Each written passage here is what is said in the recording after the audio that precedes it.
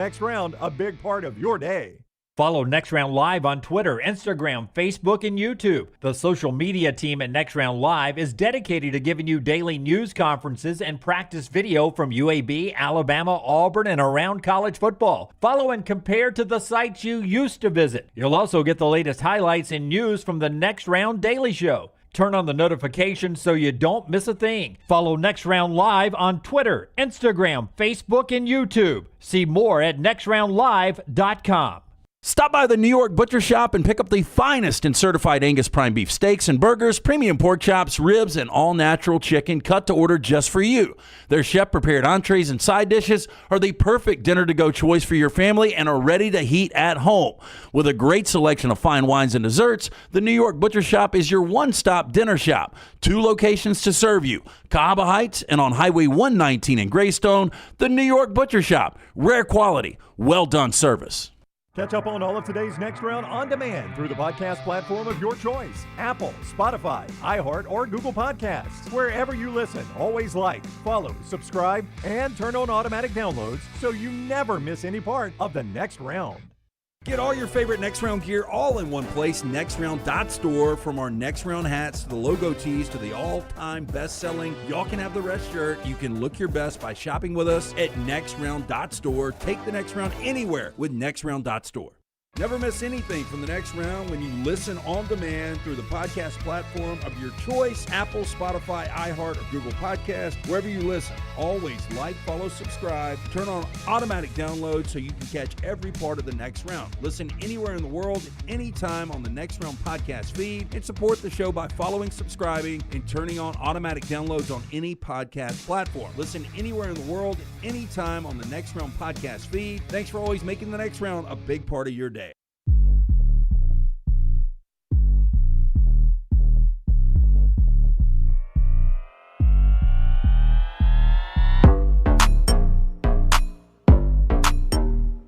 Back with you on the Next Round. Halfway through the show, we're about to do our Friday Spotlight, which is a look ahead to Monday's headlines before the game's ever played.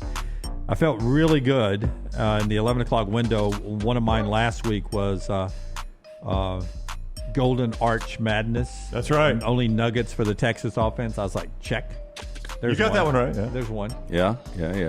I don't necessarily try to get the headline right. Yeah. I just try to make it make sense. I try to get a I laugh. told Brown that I didn't have one, and then last night I was like, damn, I've got to come up with one of these headlines. And my midnight or middle of the night snack is when I came up with it. Yeah.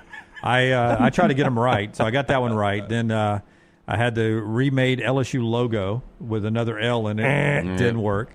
And then, of course, Cafe Risque play off of Florida State and Thomas Castellanos getting exposed. So 1 and 2 on the headlines. Somebody got exposed. It wasn't Thomas Castellanos. Yeah. So we'll get to our headlines. Before we do that, though, tell us about our friends at Hemp Hill Services, LT. Yeah, make the phone call that we've all made. I've made it way too many times. They actually came out, gave my ex home inspection yesterday, selling her house. So if you've got a home inspection or you just have any issues in your home or business, plumbing, heating, cooling, they are ready to serve you. Call Adam, Chad, Andrew. The guys there, hard to stop a train. For more information, 205-229-2090 or hemphillservices.com. The College Football Spotlight. Like the game's already been played. Monday's headlines today. The Shannara Spotlight comes from our guy, Alexander Shannara, trial attorneys. A Birmingham guy. He's still headquartered in Birmingham for more than 24 years. They've grown to more than 150 lawyers, supported by more than 500 dedicated team members.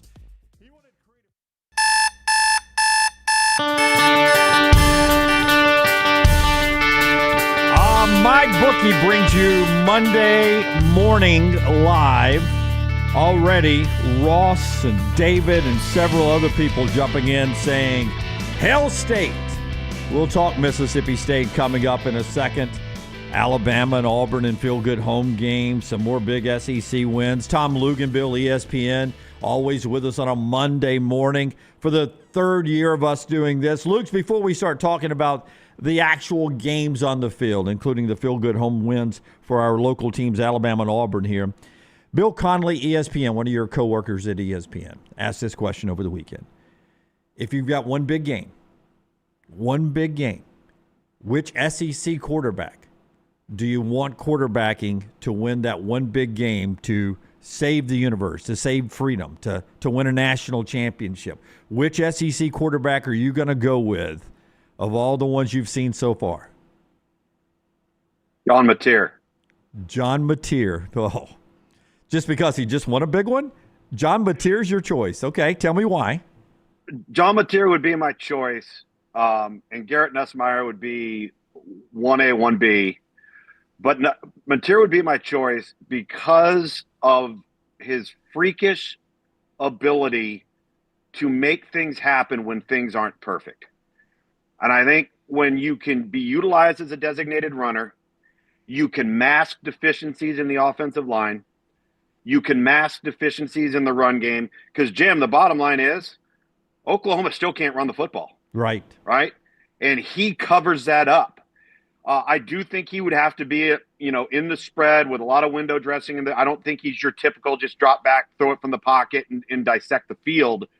But if you had to have a guy that's got grit, toughness, competitive temperament, changes your huddle, and then can make things happen just because it's innate, that's the guy I go with.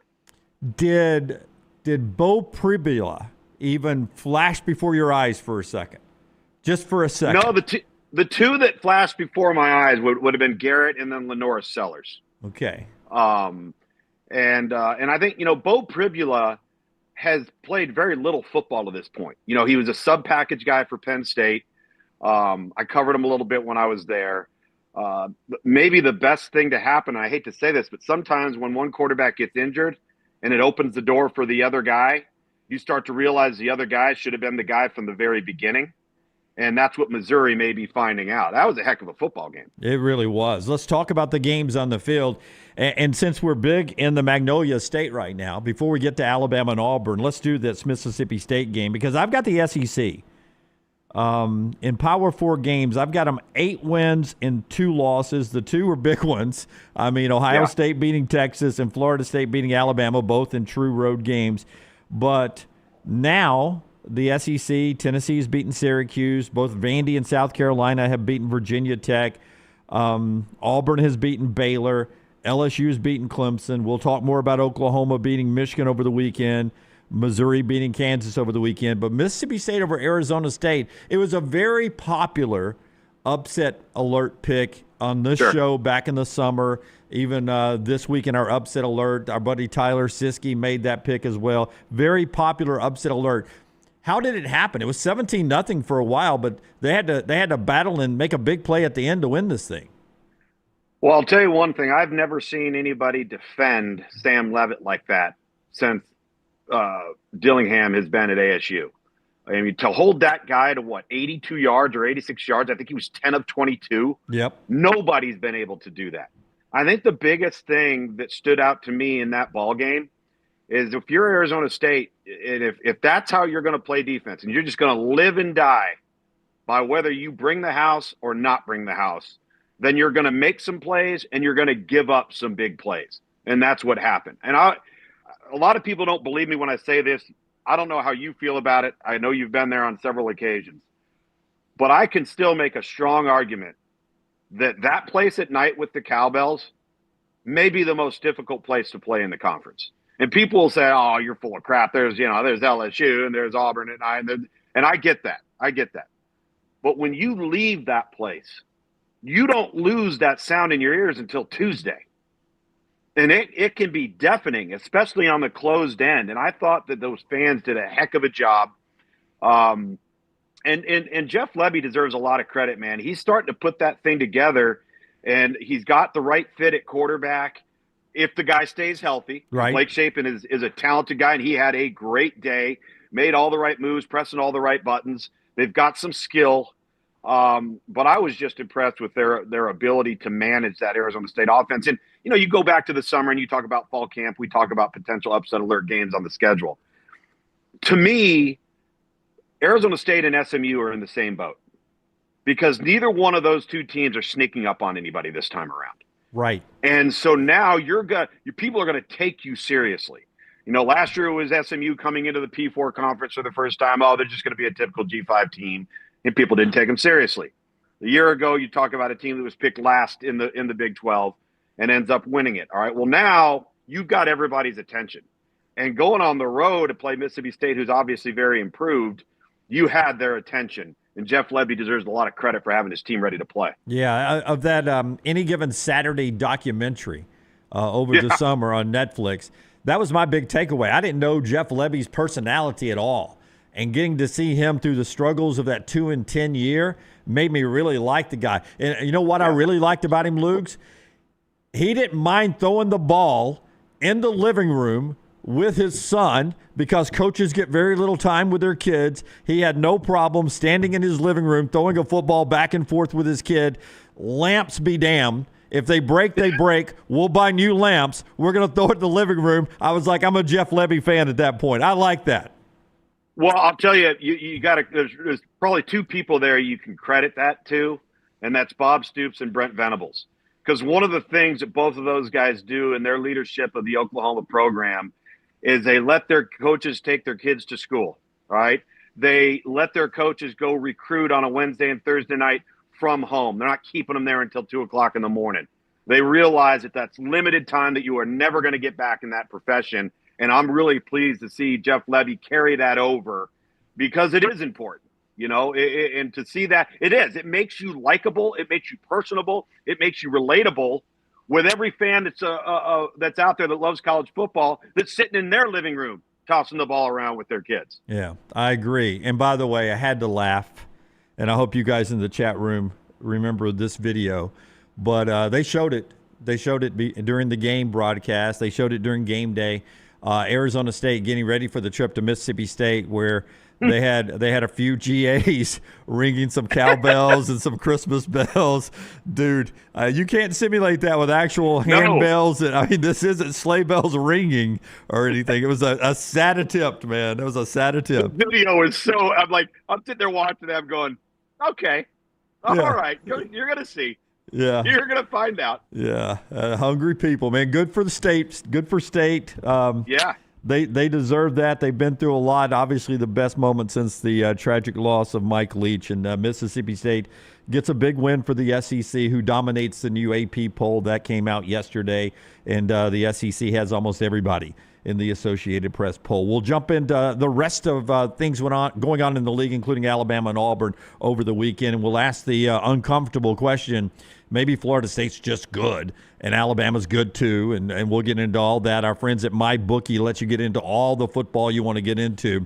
If you're not on MyBookie yet, mybookie.ag, mybookie.ag, promo code next round, easy way to jump in. And by the way, if you use our code right there, $500, up to $500, you're fully covered on your first bet. Like maybe you wanted to play with my buddy Scott Forester's Falcons yesterday against Tampa Bay. Didn't know they were going to miss a kick late or whatever. Maybe you wanted to play that. If you ended up losing, like the Falcons did, you get that back on your first bet. There's a bet back bonus right there. So you're not worried about that first bet. It's up to $500. Use our promo code next round, mybookie.ag, mybookie.ag. All right. Florida State killed East Texas A&M State, Ag, whatever that school's called. It used to be Texas A&M Commerce. Right. That's what it used to be. That's right. That's right. So, I mean, they've played football before, but, I mean, everybody beats up on cupcakes the way you're supposed to beat up on cupcakes. Florida State looked like they're supposed to look against East Texas A&M. But Alabama against La Monroe, and I know the opponent, but that was nearly – I went back and watched it a second time when I got home from Atlanta, and that was nearly perfect for Alabama. What'd you see from the Tide that you liked in this 73-0 win against La Monroe? We know what the opponent was, but what did you see that you liked about the Tide coming off that loss? Breakout skill players that nobody knows who they are yet. All right? So Kevin Riley, Latsier Brooks, A.K. Deer. And these are guys that have been recruited, all right, at the high school level by this staff. And, you know, it's easy to sit there and look at Richard Young or Daniel Hill and guys that they've got. Jeremy Bernard, we know he's established. Ryan Williams doesn't go. But how about some of these other guys, man? Like, they got a cast of really talented guys. So that stood out to me first and foremost. Secondly, I think if you're an Alabama fan, you absolutely have to be tickled to death with what you saw on Saturday. Because I could make an argument that it would be more concerning if that team had gone out and kind of fumbled around, went on cruise control, had a 14-7 game in the third quarter, and just kind of, slogged their way through it. Instead, this team went out scorched earth, upset, embarrassed, angry at themselves, focused, well prepared. And to me, you couldn't ask for anything more if you're an Alabama fan right now. You got everything you needed and deserved to see based off of your concerns for week one. So let's make sure we have a glass half full mentality when it comes to at least that part of it. Because what a game like that, Jim, does is it completely flips the script in the player's mind, the coach's mind. Okay, guys, let's start rolling here, right? And I thought it was a great start to the rest of the season. Justin in the chat room, here we go. Bama's back. Book those natty tickets and travel. I want to ask you, though, because Cole Kublik brought this up on the broadcast with Tom Hart about Kalen DeBoer basically closing ranks, closing the circles, because there was a lot of noise last week after the Florida State loss about his job security, about players, about the team, the staff, everything inside the athletic, everything inside the program. You've been in locker rooms, both as a coach, as a player. Mm-hmm. Closing circles like that, what can that do for a program? And is there a chance Florida State's just good? Well, I do think Florida State's pretty good. I think they're vastly improved from where they were a year ago. We will see as they get into, the bulk of their schedule, because there's really good quarterback play in that league. So I think you're going to see a lot of one-possession games. I think what it says is that the message that was sent on behalf of leadership, in this case, Kalen DeBoer, was received on behalf of, I guess I'll call them the employees. Management to employment, all right, management to labor was in sync this week. And if you have guys or a locker room that are tuning out the message and aren't receiving it and are pushing back, then you've got some continued problems that you're going to have to address, and sometimes they're not addressable. So I think that's what the closing the loop, closing the circle, however you want to describe it, as Cole mentioned it, reflects. Because, the performance on the field, this and that, but a lot of the questions, because it's Alabama and because you've replaced Nick Saban, go directly to how the program is being run. Well, we wouldn't have done it that way before. We wouldn't have addressed it that way before. This is how it would have been done before. And so I think that's a big step in the right direction to have a response like that under Kalen DeBoer's leadership. Best shutout since 1951, 66-0 over Cal in 1973 when I was alive. Was the last time I saw a performance like that one. Near perfect with Ty Simpson. Didn't look overwhelmed. He was perfect. 17 of 17. 17 of 17. He has a chance if he completes his first two passes to tie the school record over consecutive passes over 2 games. That's what Mac did with Georgia and Tennessee back during the pandemic. This may be unpopular. It may be popular. I don't know. When Ryan Williams comes back, I don't want to see less of 17. I want to keep seeing Brooks on the field. I want to see if he can do it against the big boys. Well, let me tell you what's going to happen, and it might be the best thing to happen to Ryan Williams. Ryan Williams wasn't playing, but he's standing there watching. Ryan Williams better get in tow, right? Because competition is abundant at the skill position players there. That was evident. And so I think there's enough. And if you go back and you look at the Fresno State offenses, the Indiana offense, the Washington offenses, they're going to get in enough 4 wide. They're going to get into enough of the 11 personnel where they'll have the right guys on the field. I think if you're going to sit there and have a compliment towards Kalen DeBoer, it's that his offensive system is tried and true, and he knows how to create matchups. But I'm with you. I think it's actually good that happened, because now Ryan Williams he's got to get back to improving, getting better, and being a special player. We're your commercial-free ride into work on college football or ride home from work, wherever you digest us, whether you're live with us now on our video and audio platform, tell your friends about us, or whether you're doing us on the podcast. We're commercial-free thanks to our friends at MyBookie. Little drop-in mention here. They're not only your sports book, but your casino, mybookie.ag. Mybookie.ag, promo code next round there. No commercial breaks, the way the red zone used to be in the NFL. All right, Tom Luginbill of ESPN with us. Let's go down to Auburn, where, first off, if you could not make that place any crazier for home games, especially at night, they've now got enhanced pyrotechnics with fireworks and flames and smoke hanging around, but lasers going off to go with the LED lights. I cannot imagine what that place is going to be like when Bama rolls in there at the end of the year with all these amped up amenities they've got down at Jordan-Hare Stadium. You're talking about tough places to play. Ball State walked into a light show, hornet nest, and a good football team. Well, they, for 2 weeks in a row, right, have now shown they can do it two different ways. This time, I mean, Jackson Arnold was throwing darts, man. Cam Coleman, Singleton, that crew, Horatio Fields, kind of they showcased their weapons, whereas a week ago, that's not what the defense dictated. And I felt like, and they ran the football really, really well. And so, again, another strong outing against an inferior opponent, but you didn't play down to the level of competition. You've created optimism based off of execution. And I think when you see continued consistent execution, you have what looks to be, maybe in many regards, now obviously they weren't 2-10 a year ago, but you asked the question, is Florida State actually pretty good? Well, is Auburn actually pretty good? Yeah, they might be.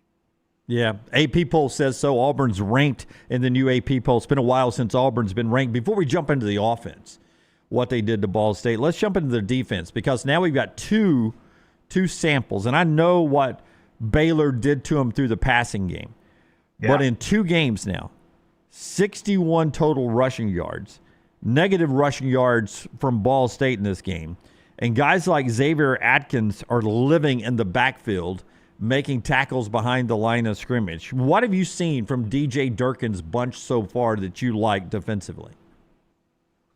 That they are an up-the-field, relentless, not take risks, but they want to affect the line of scrimmage, and they're going to put a bunch of people in simulated pressure situations to do so. And, you know, a guy like DeJuan Eccles, he's sitting there, we have 2 sacks, 3 tackles for loss, another prime example of playing on the opposition's line of scrimmage. Now, what I think they've got the luxury of, and this is where when you play young guys early, the guys they played last year as freshmen, particularly in the back end, are allowing them to do more in pressure situations because you trust that guys can hold up behind you. And so to me, like, I think what's interesting now about defensive football, with all the different ways that offenses are trying to manipulate you, is we're seeing more and more teams walk everybody up into gaps, okay, and then walk everybody up and try to create the illusion that we're either pressuring, we may not be pressuring, we are pressuring, but you don't know where it's going to come from and you don't know how many. That's where I think they've done a really good job, because now all of a sudden you create a bust in the offensive front, you create a misprotection, you confuse the quarterback, you get somebody off schedule. And you talk about the negative plays. What do negative plays lead to? 2nd and 3rd and long. What does that lead to? Obvious passing situations. So you're dictating to the offense by your approach and your philosophy how you want the game to be played. And so far, 2 weeks in, they've done a really nice job. Royal Payne asked the question in our chat room. We appreciate all the comments. They go some fast. I can't always get to all of them, but he just popped one up that I find interesting. We won't put the Ball State game to bed yet, but looking ahead after seeing what Oklahoma did to Michigan, Auburn's going there pretty soon. And it's a Jackson Arnold return game. It's Arnold and Napier. It's 2 pretty good, so far really good defenses. Looking ahead, does Auburn have what it takes to win on the road at Oklahoma, you think? Oh, I think that they're well equipped. Absolutely. Now, obviously, you go on the road, there's going to be some there's going to end up being some emotion there naturally with Jackson Arnold. And, because I think Jackson Arnold was a well-liked kid there, a well-liked player, somebody they were very, very high on. I just think he had a bad set of circumstances. And he's had the opportunity now to press the reset button and move forward. And they've got the personnel, I think, to be able to match play. Defensively, now Oklahoma is going to try to create a lot of problems. They're going to change the picture after the snap. They really took advantage of the youth of Bryce Underwood last weekend, and you kind of expected that. You got a true freshman on the road. But I think Auburn will be a little bit better prepared for that just because they got a little more experience under center. But I think it's got to be a great football game. And yes, the answer is yes. I think that they can compete and beat Oklahoma on the road. South Alabama, of course, first coming up this weekend, 11:45. 2-0 Troy, one of the more level-headed Auburn fans that I get to see message me and the show. Still not thrilled with Auburn's pass coverage, though. Ball State torch Kayan Lee and should have had a wide-open touchdown on the first drive. Concerns? If there's any concern about Auburn on any side of the ball, is that the one that jumps out for you as pass defense? Yeah, maybe, but I also think that, going back to our previous discussion, when you decide to come after people, then you're going to take some risk on the back end, and you're going to win some, and then there's going to be some where they got you. And if you don't get home up front, then maybe there's an advantage one-on-one. I think that's the nature of the defense, but I also think it's the nature of defensive football in general right now in college football because you're having to cover so much grass. Are there going to be areas of improvement across the board all the time? Yeah, absolutely there are. Are there going to be areas where you say, okay, we got to maybe cover up here a little? Sure. But if we're nitpicking, I think we can do that with every team in college football in week 2. Before we move Kalen DeBoer off the hot seat and replace him with Billy Napier, I want to tell you about our friends at MyBookie. But before I do that, everyone wants to know about your dog. What's the dog's name? It keeps moving around behind you. There is this your attempt to be like Great Value, Kirk Herbstreit, and have your dog on the show? Yeah, right here. Good, Doug, come here. This is Doug the dog. Hey, Doug. Doug the dog is a black, medium-sized golden doodle. He's built like a keg. And then Lois is down there and Clark's over there. Oh, three dogs. I'm here all by myself. It's a beautiful morning in Charlotte, North Carolina. We got great temperatures, so I figured I'd come out here and enjoy the show with y'all, and thanks for saying hello to my pups. All right, 3 dogs, no girls at home right now. Your son, I saw, got into the Eastern Kentucky game. His long snapping career is off and rolling. Yeah, I started last week, and then this past week they beat Houston Christian at home, and so he's doing all right, redshirt freshman, getting them snaps in there, and proud of him. I don't get a chance to see him, but yeah, it's pretty cool. Yeah, my daughter is a senior. She's at school right now, so my wife's out of town, and I'm holding down the fort, trying not to burn anything down. Yeah, Houston Christian, don't give Matt Rule in Nebraska any scouting there. They get them next there, so that's a lot of fun. All right, Alugs, our friends at MyBookie, promo code next round. Claim your bet back bonus right there and make this football season one where you get more than bragging rights. Maybe you get a little bankroll as well. What's a bet back bonus? Okay, up to $500. Your very first bet at mybookie.ag. If you don't win it, they throw it right back into your account. It's like a free shot, free play. Almost like that guy running out there trying to kick a field goal to win $25,000 in the KU Missouri game, and he says, the heck with that. I'm just going to kick it right at the Kansas players. You can take any kind of shot you want with our friends at mybookie.ag, promo code next round, on that very first bet. After that, of course, you're held accountable for your choices. Mybookie.ag, promo code next round. Oh, my goodness. I'm going to say the same thing. And it's not popular. I said after the Florida State win over Alabama. There's a chance South Florida's really good. And they got some boys on that team right there. And I said it all week long in the show. Now, I did not do it in our upset alert, which I don't know why, because I threw out stats all week long on why South Florida was going to keep this game closer than the experts thought.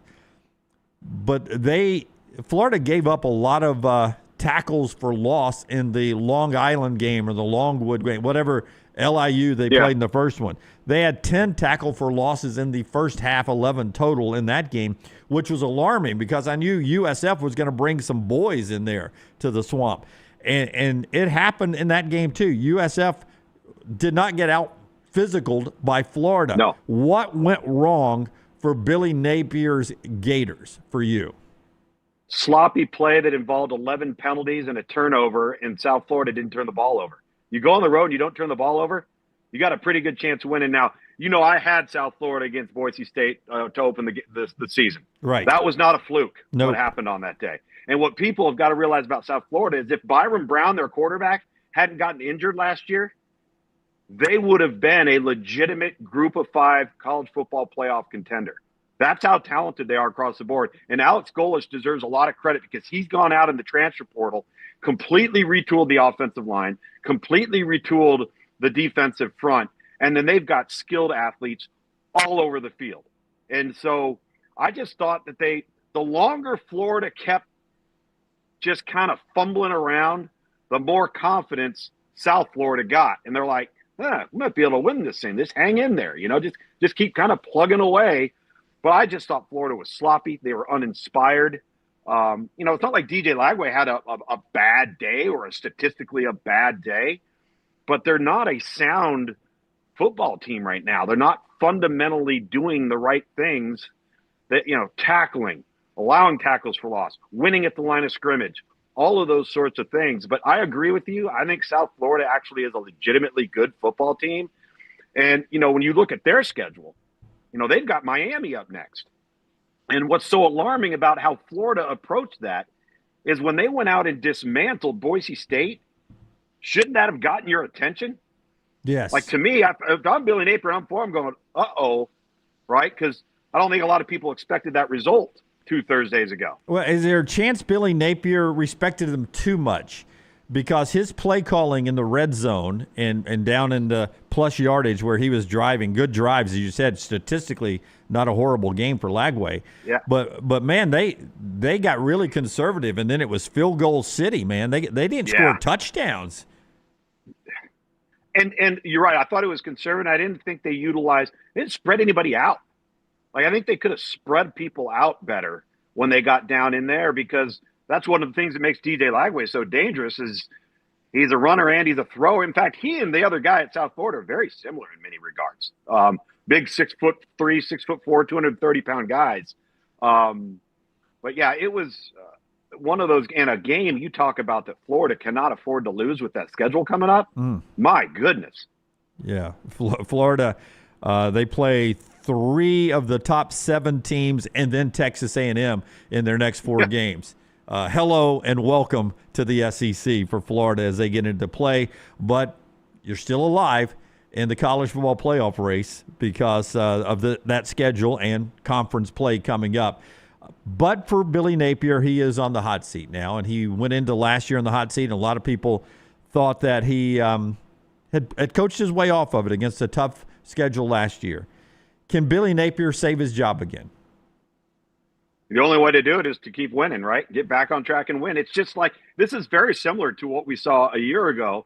And I think I've said this with you before on this program, or at least this summer, Jim. Like, that team last year, the last 4 weeks of the season, nobody wanted to play Florida. I mean, they were rolling. And I think that's why there was so much excitement. And a lot of it was because the quarterback defended his head coach and rallied the troops and started to grow into his own, because the quarterback supported the head coach, and they need more of that. But yeah, if they get back on track, sure, but it's only going to get more difficult from here. But if you're LSU looking at Florida, Brian Kelly cannot afford for his team to go out there and go through the motions against this team, because I would be very surprised if Florida comes out and has a lackluster performance. Steve said selfish spitting player cost Florida the game. Matt says, I've never seen 2 games so close to each other where a spitting player had an impact in the game. Can the coach really be held accountable for the player spitting? I mean, there's no period in any practice in my 30-plus year career I've been at where you have a no spitting practice where nobody spit here when we're talking crap to each other. That is just ignorance on players who do that. That can't be in Billy Napier's don't list. Yeah, it's not like they're going out and having period 3 today is no spitting period. Yes, we're all going to stand around. And listen, it's not being condoned. It's not being promoted. I mean, give me a break. But what happens is it becomes a reflection of the overall performance. And that's unfortunate because the rest of the team and the coaching staff suffers because of a selfish move made by a player that cost his football team. That spitting thing, was no different than throwing the shoe. There was no different than throwing a right hook or swinging your helmet at somebody. Right. It's just a different version of selfishness and stupidity. Yeah, I agree. Okay, rest of the SEC, and then later look-aheads, including Alabama hosting Wisconsin, Auburn, and South Alabama still to come on the show, brought to you by our friends at mybookie.ag, promo code next round. We touched on it to start off when I asked you the SEC quarterback you would play.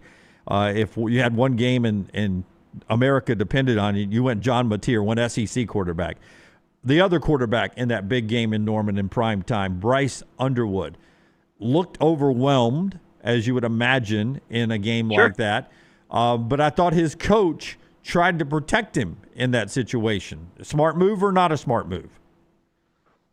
Well, I think what you don't want to do is overload the guy and then get him playing hesitantly, thinking, and not just cutting it loose. And listen, that's not the first time we're going to see a bad performance from Bryce Underwood. He's a true freshman, and all the pressure of the world is on his shoulders to try to resurrect that program. You're on the road versus a ranked team, hostile environment. You had to know going in that there were going to be some potholes in the road, and there were. And I think that at times, whether you're a freshman or a redshirt freshman, and that's your first big moment, yeah, you're going to look overwhelmed.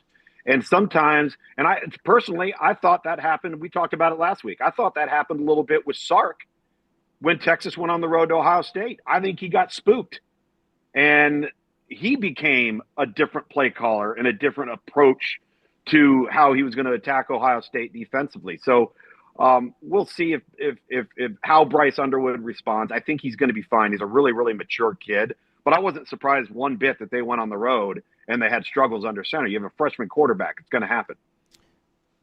With the way Arch is looking, still not perfect, a little better this past week against a San Jose State team. It's not the best San Jose State team I've seen or the best Coach Ken team I've seen over the years. Looking ahead down the road in about a month to the Red River, Arch versus Napier, slight advantage Napier right now, right? Well, yeah, he just played so much football, and he's utilized so much differently than Arch is. But I thought there was progress with Arch Manning, and I thought that he did a really good job of wiping the slate clean and pressing the reset button. The previous week's done, and that's what you got to do, and you hope your young quarterback is capable of doing it. Now, early on, there looked like, okay, we're kind of trying to feel our way here, and the next thing you know, it exploded, and he was a big part of that. Okay, I'm going to tell you, I'm going to be honest with you, Lugs. This is SEC confessional time here. I walk in like those dramas, television dramas, those made-for-TV shows like Big Brother, where they have confessionals. Love Island, Big Brother back in the day. I'm going to walk into confessionals so nobody in the house hears me, so you don't vote me off the island here. I keep wanting to not like Missouri in the SEC because they just don't feel SEC to me. Yeah. And I don't know why, but Eli Drinkwitz, everyone says he's a nice guy and he's a great coach. And I just have heard Alabama coaches rave about the job Coach Eli does out there. I just didn't think they were going to be any good this year. And this Bo Pribula kid, 5th in the nation in completion rate right now, and he did it against a Kansas team that I thought would win the football game. Yeah. Missouri, that was a big win. Big win for them. It's a huge win for them. And I think that they relished the role that most people, including yourself and probably myself some of the time too, place them in. They don't look like an SEC team. It doesn't seem like an SEC environment. And, I remember having their spring game. Me, Greg McElroy, and Taylor Zarzour had their spring game 2 years ago. And coming out of that spring game, it was might have been 3 years ago now because it was Luther Burden's true freshman year. And, the talk was if they don't get above 500, he's gone. Right? And then all of a sudden they start making some inroads in recruiting. There was a year, I believe it was 2022, where there was a really strong year in state, and they ended up keeping most of those kids at home. Then they've made good choices in the transfer portal. They've been able to run the football effectively. They've been able to be disruptive on defense. but they just do it under the radar while nobody's looking and everybody's paying attention to everybody else. And I think that's why fans of a team like Arkansas get frustrated, because they're going, how in the world can Missouri have this type of success in this conference and we can't? Yeah, that's exactly right. I agree with you. Nussmeier didn't look good against La Tech. Do I just check that to being that's what Garrett Nussmeier does, a little sleepwalk against La Tech, or any concerns there that LSU gave up 3 sacks?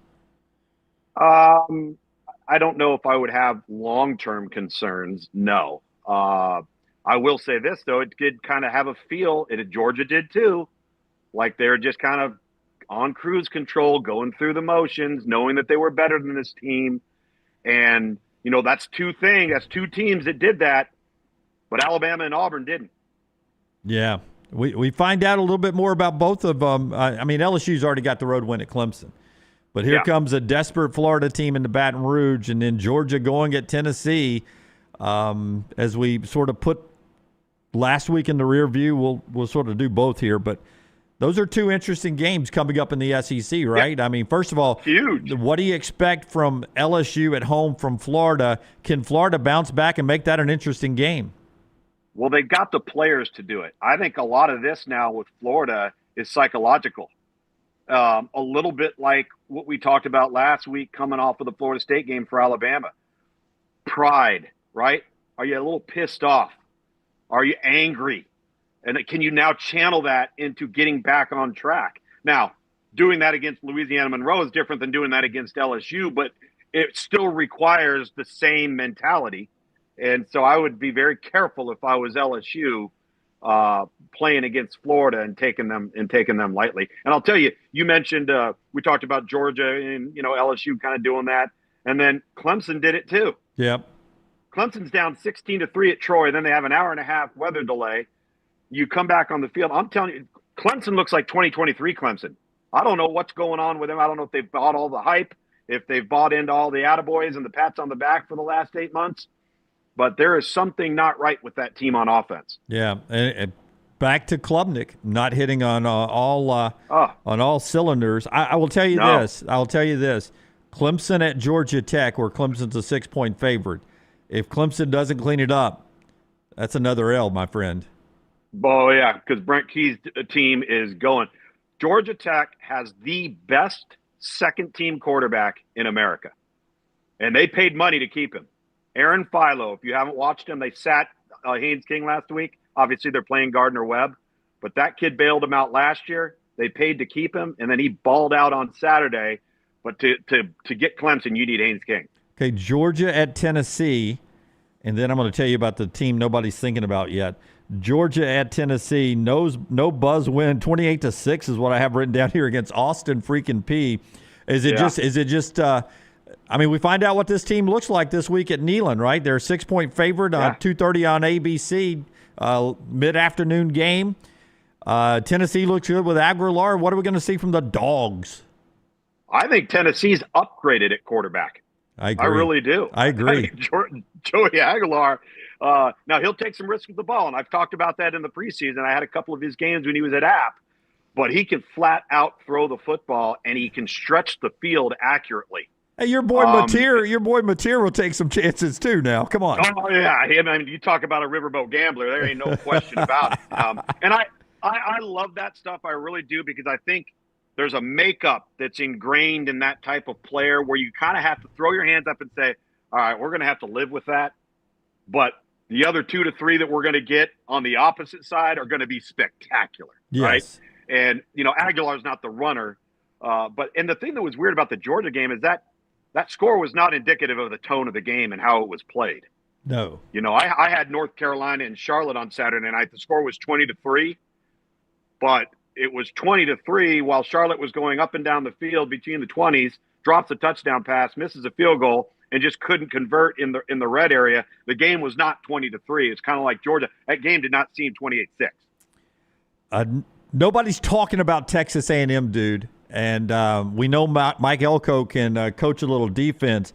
But their quarterback, Marcel Reed, is playing some pretty good football right now. And here they go on the road to South Bend, primetime NBC. They're 7-point dog up at Touchdown Jesus.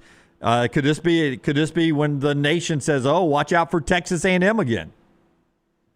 Potentially, but if Notre Dame's progress at quarterback is what I think it's going to be, that's going to be a very tough football game because I think Notre Dame's pretty good, and I think their quarterback, C.J. Carr's got a chance to be great. For me, Texas A&M, Marcel Reed is the SEC's version of Kevin Jennings at SMU. Okay. The guy that is maybe not overly physically, imposing, but can just rip the ball, throw the back shoulder ball, can run when he needs to, can be used as a designated runner. He's just a winner. He just finds ways to move the chains, and that improves your football team overall. I think I've been looking at those two because I've seen a lot of Kevin Jennings, but I've been looking at him. And I'm like, man, those two guys have a lot of similar traits. That's going to be a heck of a football game. So, too, will be the primetime SEC Network game in Columbia. All the piss and vinegar of Diego Pavia going in to take on Lenora Sellers. And can I just say first, Sellers hasn't been consistent. I thought he was a C against Virginia Tech. Yeah. And this past week in a 38-10 win over South Carolina State, he was, that's just nothing you can read into South Carolina State. So I'm waiting for Sellers to look like the Heisman candidate he is supposed to be. But Diego Pavia is still that guy going on the road and winning at Virginia Tech. Yeah, and it didn't look good early. I mean, everything was going fine for Virginia Tech, and all of a sudden the wheels just came off. But that guy has a way of elevating his football team, whether he's on the sideline, whether he's in the huddle, whether he's at the line of scrimmage. There is something infectious about that kid. And, if we could bottle it up, we'd all be millionaires if we could sell it. You either got it or you don't, and he's got it, and he's changed the face of their program. He gives them a chance, right? That's the thing. Every week he gives them a chance, even if they might be outmanned talent-wise. I think that's got a chance to be a good football game. The other one, too, Jim, that we didn't talk about, and I don't know how concerned Ole Miss fans should be, but that was a really sloppy performance from Ole Miss, particularly in the first half. I think Kentucky's improved. I don't think Kentucky's good enough at quarterback because if Kentucky had a quarterback, they would have won that game the other day. Yeah. What do you make of Austin Simmons' 2 interceptions? He's learning the position. Sloppy? Not seeing it under duress. You got to give Kentucky some credit because they were in his kitchen a couple of times. But sloppy with the football, with people in his face, throwing the ball up for grabs, you're not going to get away with that. And everybody's talked about how young he is, and I get that, and that's fine. And he hasn't played a lot of football.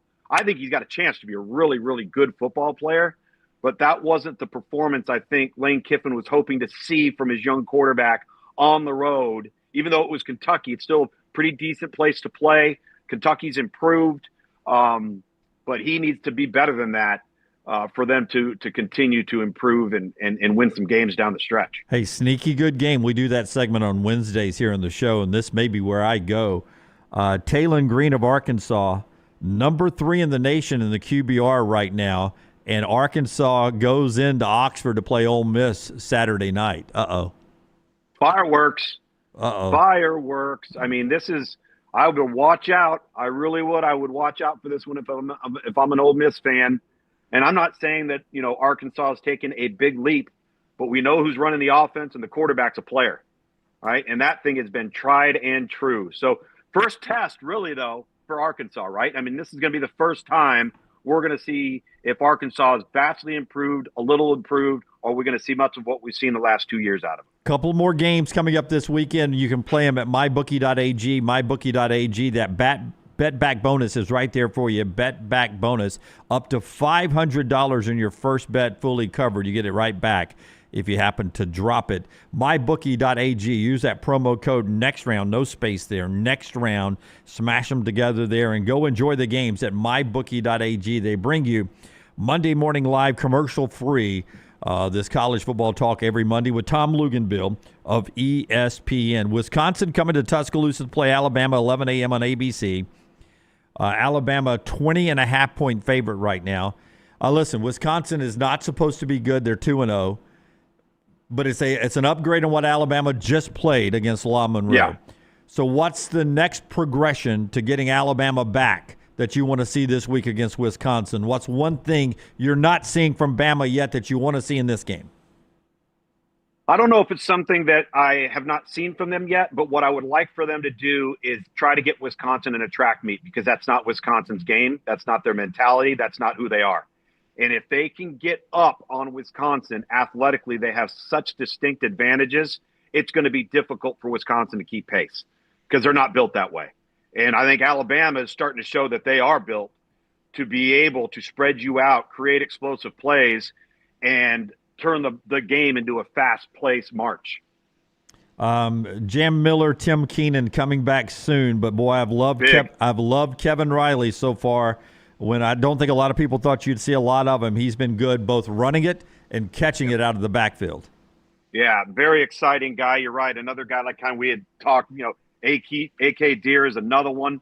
I'm excited to continue to see how they use him.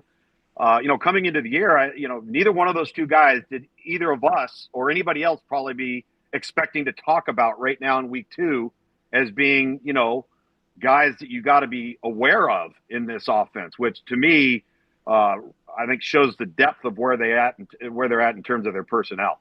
South Alabama and Auburn at Jordan-Hare, 11:45. Auburn a 24.5-point favorite now that they're nationally ranked. What do you want to see from Auburn as we move forward? No letdown. Don't go out and play the way that you played against Ball State and then show up and not have a similar performance of dominance. Because I think what they have the opportunity to build is momentum through performance of not playing down to the level of competition. Because there's been so much talk about, Jackson Arnold and Hugh Freeze playing golf and all of these sorts of things. Well, so far the results on the field, and by the way, that Baylor team went on the road and beat SMU this past week. That's right. I was about to say that adds to that quality win for Auburn on the road there. Absolutely, and so I think you have to sustain a high level of execution, and have a dominant win. That's what I want to see out of Auburn. Yep. All right, Luke's fun week ahead. A good week too. I hope you're enjoying college football as much as we're enjoying seeing you on all the platforms. And I don't know about this ACC race yet, but boy, Miami looks good.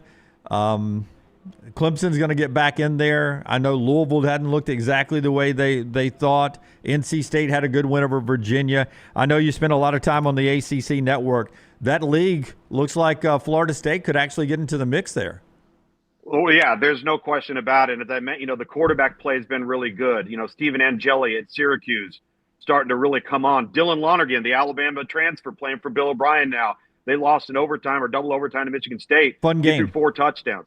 Yeah, and he played really, really well. So I think that, even Chandler Morris at Virginia, that was a heck of a football game the other day. And he's leading a 2-minute comeback, making all the right moves, and then throws a pick in the end zone to end the game. But I think one of the reasons why the league's exciting is you're going to have pretty good quarterback play, and top to bottom, it's the way Clemson's come out offensively. I think the tone of the league has changed a little bit. Yeah. Louisville's pretty good too. Louisville's pretty good too, and if you're looking for that sneaky good Utah team in the Big 12, here they come as well. All right, Luke's, man, you're the best. Enjoy a little quiet time there at the house with the perfect weather in Charlotte. We'll see you next Monday, and you can see Luke's on all his platforms, both on the ACC Network and ESPN. All right, man. We'll see you. That's MyBookie.ag, Monday Morning Live. The next round coming up on the other side. Hang in there.